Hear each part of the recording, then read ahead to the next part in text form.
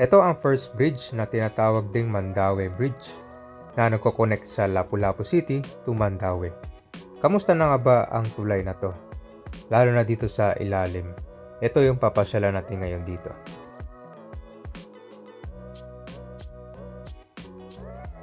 Dito sa may area ng New Kamansi, halos dito nalipat yung mga na-demolish na mga bahay dun sa ilalim ng tulay. Ito yung sa ilalim ng tulay. Meron ng park dyan, tapos maraming namamasyal. Kasi dyan sa ilalim kabayan, sobrang presko at saka magandang tambayan.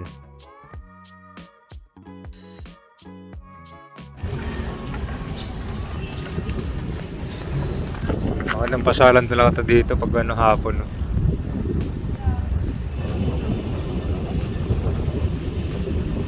So ito na kami, nandito na tayo sa may area kung saan dito yung karamihan ng mga nalipat bahay. So dito.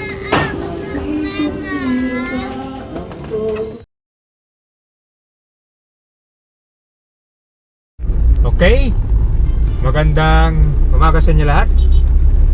Nandito tayo ngayon sa Jose Briones Road, kabayan, no? At ito ay area ng Mandaue City ng Cebu.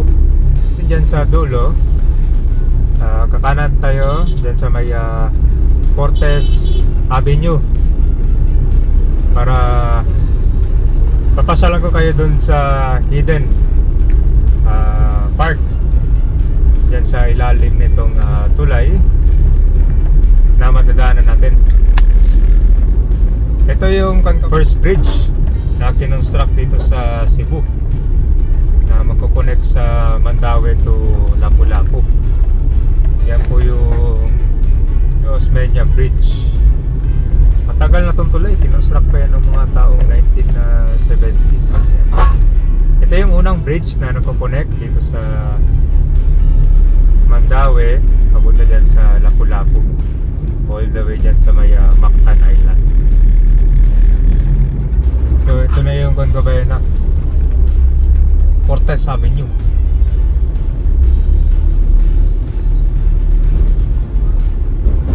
Ito ka-traffic na rin pala yung pandito, no? Mandaue, oh. Yan. So meron ng tatlong tulay dito na nakokonect sa Mandaue, Cebu City papunta sa Mactan Island.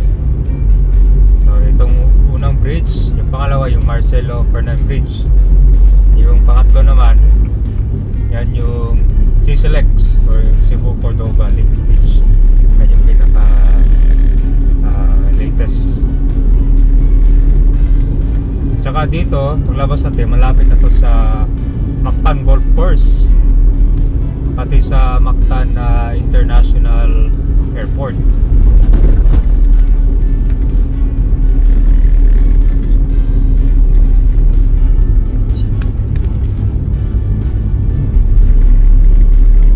Ganito rin yung ba nila, oh. Meron silang bike lane.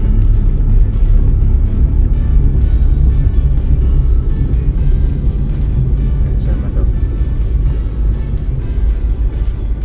U-turn slot, so dito tayo. U-turn slot para dyan sa old bridges sila.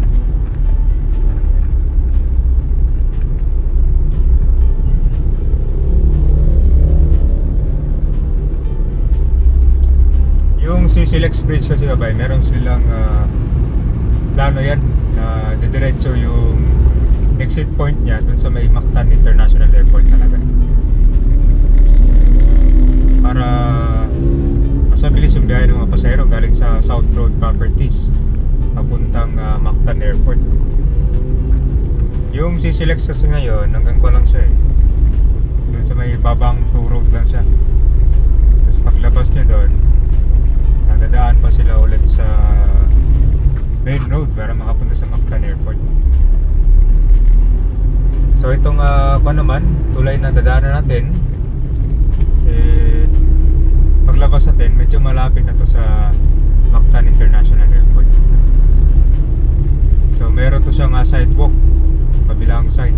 So ito yung tulay na binal pa 1970s. So dito ka ba nagkakaroon din pala ng traffic dito sa tulay, no? Pag napupuno punong-puno yung labasan nun. Ramdam mo kasi dito yung kan eh. Daming sasakyan dumadaan kasi parang lumilindol dito sa tulay.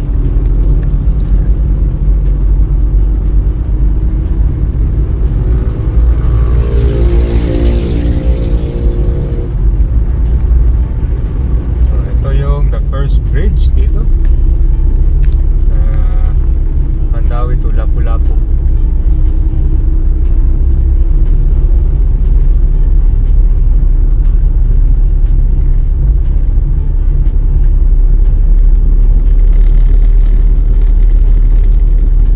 Ilagay na pala nila ng kanto kabayan yung parang pangharang, kita niyo yun. Kasi meron ng balita dati na may mga tumatalon dito sa tulay. Kaya nilagyan na nila ng bakod dito. Or meron ding balita kasi na maraming mga naliligo dito sa area tapos tumatalon dyan na. Parang ginagawa nilang diving dito. Pero yung kasi bawal din siya. Mataas talaga dito. Tapos sa ilalim dyan, maraming mga barko dumadaan dito. Meron pa mga port area dito eh. Yan lang, nagtalagang yung traffic. Minsan naiipit kayo dito sa tulay. Tulad nito, traffic na naman siya. Bali, umaabot pa lang ng mga 2 to 4 minutes bago takbo ulit yung mga sasakyan dahil sa traffic.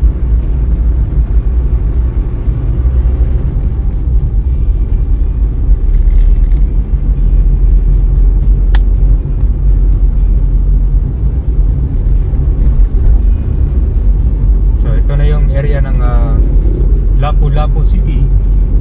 Yan.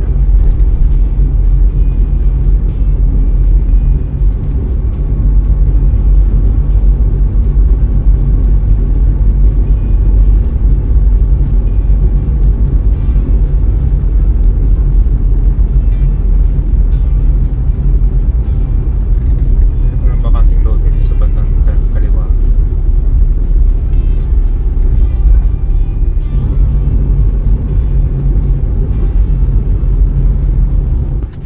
So ito na kami, nag-U-turn tayo. Ito na yung park dito sa ilalim ng Osmeña Bridge. Yan. So lalakarin at papakita ko yung dito. Senior Citizen Park ang nakalagay dito eh. Yan. So papakita natin yung ilalim dito.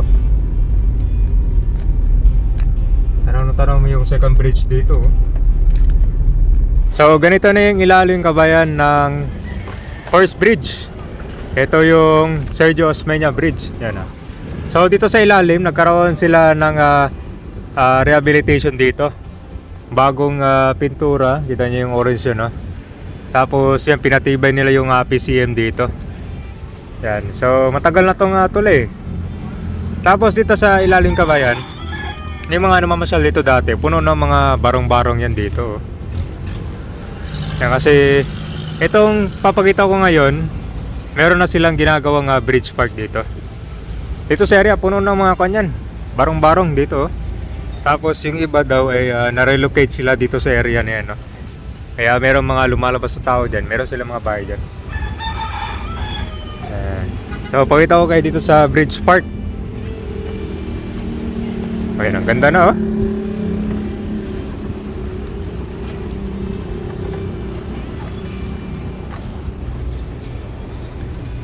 6 AM to 10 PM. Kasi dito, kaya rin ni-clear yung mga barong-barong dito. Kasi malapit sa dagat din kasi, oh. So pag napuno yung mga bahay dyan, may tendency na marami silang dito. Tatamaan kapag nagkaroon ng malakas na hampas na tubig or bagyo.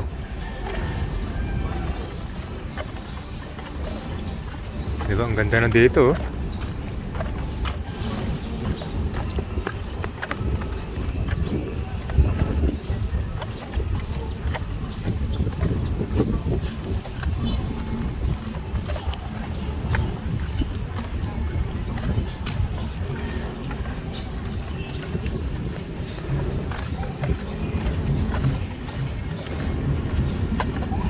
Maganda yung view dito, oh. Ito yung itsura sa ilalim ng tulay, oh.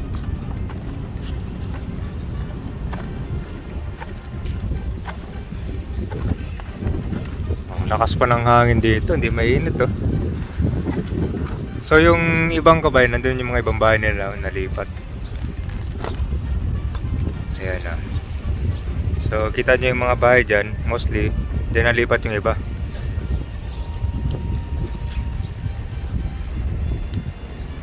Tapos tanaw mo yung pangalawang bridge, yan yung Marcelo Fernan Bridge, oh. Cable type.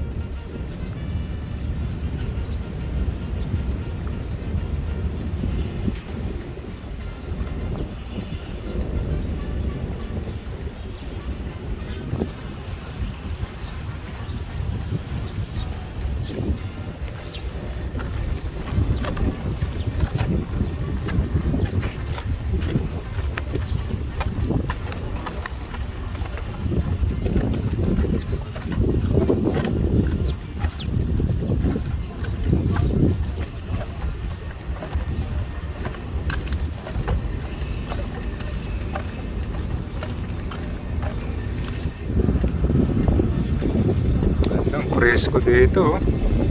Saka hindi mainit. Magandang pasyalan talaga dito pag ano hapon, oh.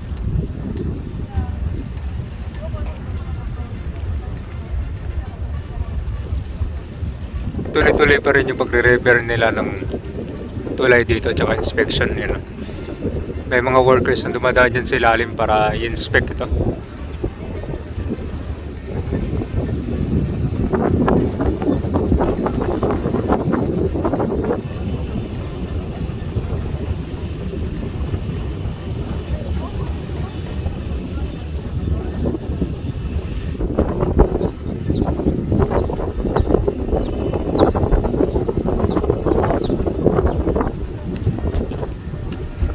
Grabe, ang lakas ng hangin dito, oh. Yan, pwede niyang pasyalan to kabayan sa mga taga Cebu. Paglampas nyo ng tulay na yan, oh, parte na to ng Lapu-Lapu City. Pero ongoing pa rin yung developments dito.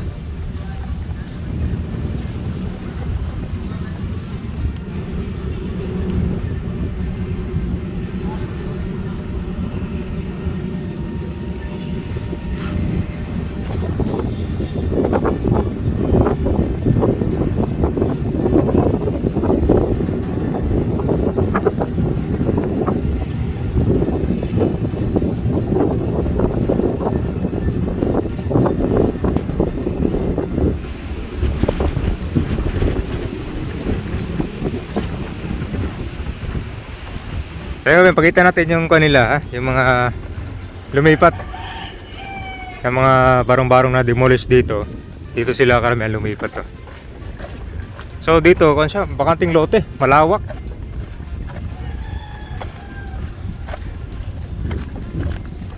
So ito na kabayan, nandito na tayo sa area kung saan na-relocate yung mga bahay, no? Dito, no? So parte ng barangay New Kamansi. So ito palang lote dyan ng bakante kabayan, private pala yun siya dyan, no? Kaya malawak. Pero nung nakaraang bagyo daw, mataas yung tubig dito, umaabot din sa mga bahay. Ayun natin dito, ah.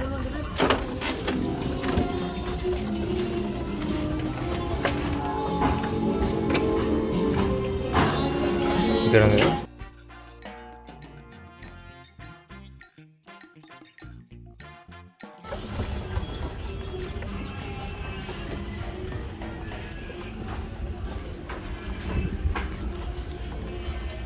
So madami magkakadik.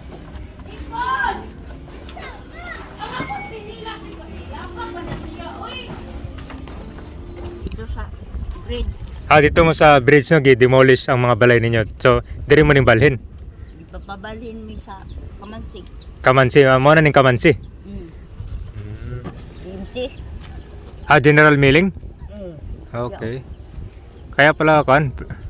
Pero wala pa sila plano na ikuan yan, i-construct ng bakanting lote nila. Wala pa. Wala pa.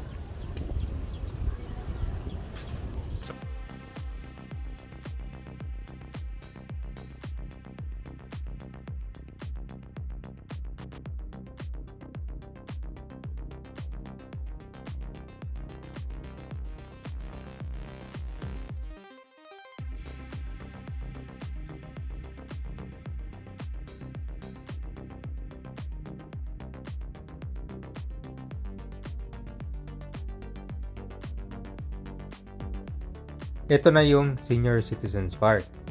Yung dating puno ng mga barong-barong dyan ay meron na siyang pasyalan ngayon. So itong malawak na area dyan, private. So meron pang magkakaroon ng development dito in the near future.